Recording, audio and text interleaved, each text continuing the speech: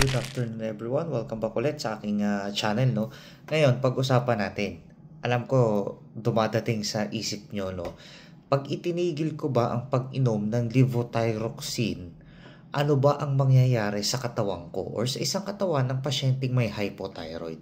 Tara, discuss ko sa iyo. Ang mangyayari sa katawan natin ganito, no. Naisip nyo ba or nakita nyo na ba yung pasyenteng comatose? Ganong level po ang po pwedeng mangyari sa atin. Ito yung spelling, myxedema coma. Myxedema coma, siya po yung severe form ng hypothyroidism. Well, bihira naman yung mangyari.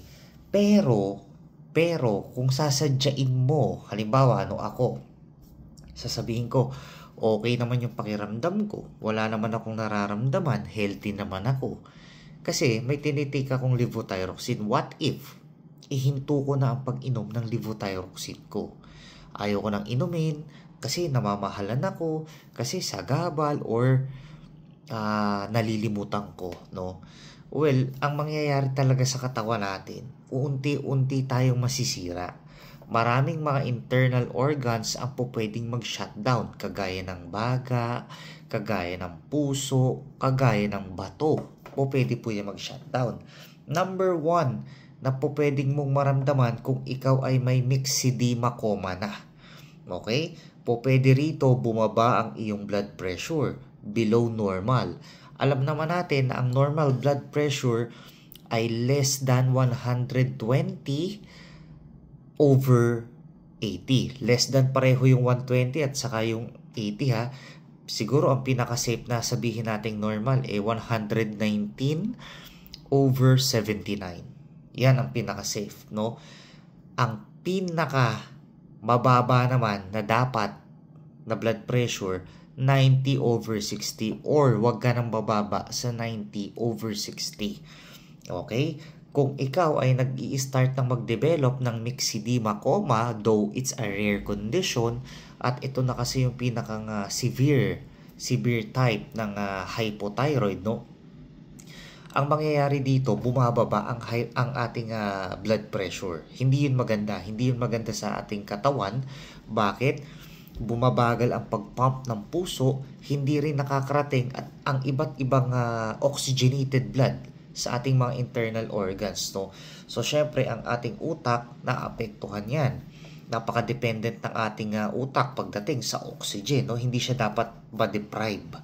Okay? So kaya minsan yung may mga myxedema, no, nakaka-experience sila ng confusion. Minsan hindi nila kilala kung sino yung kasama nila, kung sino yung nag-aalaga sa kanila, or kung sino yung taong kausap nila. Minsan gano'n, no? Tapos may mga pagkakataon din na may mga myxedema condition disoriented. Halimbawa, hawak niya to. Para saan nga ba to? Tablet pala siya. O kaya laruan pala to. Minsan hindi niya alam yon. May mga ganong pagkakataon. No? Yung iba naman, nahihirapang huminga. May difficulty of breathing na. Nangangailangan na ng oxygen. Minsan, binibigyan na sila at least 2 or 3 liters ng oxygen, no, per minute. Minsan, ganun na. Tapos yung iba naman, nakaka-experience na ng sobrang lamig o yung tinatawag nating hypothermia. Kahit mainit ang panahon, ang pakiramdam nila parang kailangan ko ng jacket, nilalamig ako. Sunod na sintomas niya, nakaka-experience yung iba ng sluggishness o kaya ng severe fatigue or tiredness, mga ganong pakiramdam, no? Napakadelikado po ng myxedema, no? Syempre, ang pinaka-worst dito yung comatose. Alam naman natin yun, no? When you say comatose, buhay ka pa, tumitibok pa ang puso mo, pero wala kang malay. Okay? Bakit? Sabi ko nga sa inyo, nagsha-shutdown na kasi ang ating iba't ibang organs, iba't ibang internal organs. Ganun ka-importante ang thyroid hormones, guys. Imagine, kaya nga tayo binigyan ng replacement, para siyang tumulong sa sistema natin para mag-function ng maayos. ang metabolism mo hindi na nagfa-function kaya nagigain tayo ng weight. Ang may myxedema coma pala ha, tandaan nyo pag nakakita kayo niyan, para siyang manas, mataba na manas, parang ganun. Kasi nagre-retain na yan ng mga body fluids, tapos may water retention na yan, no? Dito, sa hita, mga ganyan. May mga ganun na yan sa tiyan, no? So, kaya kailangan po natin dito ng replacement. Dapat continuous yan. Okay? Continuous po yan. Hindi siya po pwedeng ihinto. Kung nag-miss ka ng isang araw, siguro okay lang naman eh. 2 araw, nag-miss ka, nalimutan mo, okay lang. Pero makakaramdam ka rin no, ng medyo may something. Parang maglo-low energy ka no. Kaya dapat talagang regular ang check-up natin para na-adjust ng doktor, no? Kasi kung magte-take naman tayo ng levothyroxine at sobra naman dahil hindi ka nagpapa-check up, medyo may effect din naman sa katawan natin, malaki, no? Para ka may hyperthyroid ulit. But again, when you say kulang or hindi ka nagtitake talaga ng levothyroxine dahil ayaw mo nga, talagang po pwede ka mag-lead sa myxedema coma, po pwede ka rin dito magkaroon ng heart attack. Okay? Kasi imagine guys, no, yung katawan mo dating nagfa-function ng tama or nagfa-function ng normal, bigla mong ihinto yung supply niya or yung tumutulong sa kanya to function well. O what will happen? O di po pwedeng mag-shutdown yun. Diba? Hindi mo na i-excrete yung mga toxin sa katawan, yung bato mo, hindi mo na da-digest or na-metabolize yung iyong kinakain. Diba? Hindi ka nakakadumi ng maayos. Ganun, kasi meron kang matinding constipation because of myxedema coma. Diba? Hindi ka nakakapag-exercise or nakakapaglakad man lang because of fatigue o kaya because of severe anxiety. May mga ganyan eh. No? O kaya meron kang confusion, naglalakad ka lang, hindi mo na alam kung paano ka babalik or saan ka dadaan. No? So, napakahirap. May mga myxedema na condition, mapapansin nyo sa kanila, talaga para silang hindi mo na makausap. Yung iba ganun. Tapos, paano nga ba? Nakakita na kasi ako yan before eh. Yung may mga myxedema na yan, kalimitan, nasa edad na rin. May mga ganun, no? Lalo na yung ayaw na talaga mag-take. I don't know kung ano yung reason la bakit ayaw na nila. Pero syempre, diba? Kailangan nating i-take yun. Tapos mapapansin nyo, yung may mga myxedema rin, talaga yan eh. Pale na yung labi. Tapos pagka nasa ospital sila, dinadala sa ER, sila, laging naka-jacket. Sila, talagang nanginginig. Ganong level, no? Tapos automatic lalagyan agad yun ng oxygen, ECG agad yun. So ganon. Talagang ang sa kanya, ang treatment sa kanya talagang pang ER, ganong level, no? Kasi napaka life threatening yan. Ganon po siya. So tatanungin nyo paano siya ginagamot. Ang nakita ko niya sa ospital nun, binibigyan sila ng ng IV. Ang sabi sa akin, levothyroxine din daw yun. Ganon, T4 din, synthetic. Binibigyan sila nun. Pero hindi naman yung isang tusok, okay na agad. Syempre, gradual. Tapos pagka nagkamalay or naging okay na, ibabalik, kung kaya na ng oral, ibabalik na yung oral. No? So, ganong level. Pero kung hindi pa kaya, nilalagay pa rin sa IV. IV push ang nila, no, ang tawag. So, ganon. Naman siya, pag na-ER ka, naman siya, na-manage naman doon, no? Pero syempre, delikado yun. 50-50 ka ron kung maibabalik ka sa normal or hindi na, no? So, delikado siya. Okay? So, kung may tinitake yung levothyroxine, kagaya ko, please lang, i-take nyo siya ng maayos. Okay? Kung nag-miss ka ng isang araw, wala naman sigurong problema yun. No, pero hangga't maaari regular ang ating pag-take ng levothyroxine.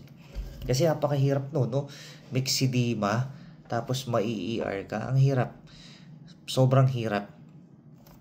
kung tatanungin nyo sa akin kung ilang araw ba dapat mag-miss ng pag-inom ng gamot para maging ganon, hindi ko rin alam. Huwag na natin paabutin sa puntong yon kasi napaka-delikado. Okay? Sabi nga sa akin ni endocrinologist ko, no, ni doktor, sa kagaya kung may hypothyroid at wala na kasi akong thyroid, no, hindi na nagpa-function, talagang kailangan ko na siyang i-maintain. Kailangan ko na siyang inumin araw-araw. So, ganun, no? Lalo na kung ikaw tinanggalan na ng thyroid, wala ka ng thyroid, wala ka nang nagpo-produce ng T3 and T4, so kailangan na natin ng synthetic T4, no? Ng levothyroxine nga, ganun din sa akin na nag-undergo na ako ng right therapy or right treatment, no? So kailangan na natin siyang i-take. Ganun po talaga. Kasi kung hindi, mahirap na, delikado, no? Imagine, ganito, exercise ka, nakakapagtrabaho ka, kung hindi mo iti-take yun, paano tayo magpa-function? Napakaliit na tableta. Akala mo, simple lang, no? Pero, kaya niyang paganahin ang buong katawan mo. Ganun. Marami sa atin ang hindi iniintindi yun or masyadong minamaliit yung levothyroxine. Sinasabi nila nakakasira yan ng bato, nakakasira yan ng atay. Huwag mong inumin. Tingnan natin kung anong unang masisira sa'yo. Baka buong katawan mo sira. Unlike pag nagtitake ka ng levothyroxine. Ganon po ang epekto nun. Well, lahat naman ng gamot may side effects, no? Kaya nga tayo chine-check up para malaman ni doctor kung ano yung effect sa atin. 'Di ba? Hindi naman niya ibibigay yon kung ito ay makakasira ng bato, ng atay, ng puso, no? Yun lang yung hamon ko sa inyo, no? Yung sa ayaw maniwala sa maintenance sa mga ganyang bagay, no? Wag daw i-take, masisira ang bato. Wag ka mag-take, sige. Paunahan tayo. Ako na nagtitake at ikaw na hindi nagtitake. Paunahan tayo kung sino unang masisira ang organ system. Ang buong sistema ng katawan. Diba? Ako, I trust my endocrinologist and my management. Based na rin to sa mga research na naatidan ko, nabasa ko at itinuro ko. Tiwala ako doon, no? Mas tatagal ako sa'yo kahit 20 years, 50 years pa. Because of my maintenance. Kung ikaw ayaw mo maniwala sa maintenance, good luck. Yun lang masasabi ko, good luck. No? Kung ayaw mo, hindi kita pipilitin. But again, for me, napaka-importante po ng maintenance. Kahit anong klaseng maintenance pa yan, mapa-hypertension, diabetes, sa thyroid, no?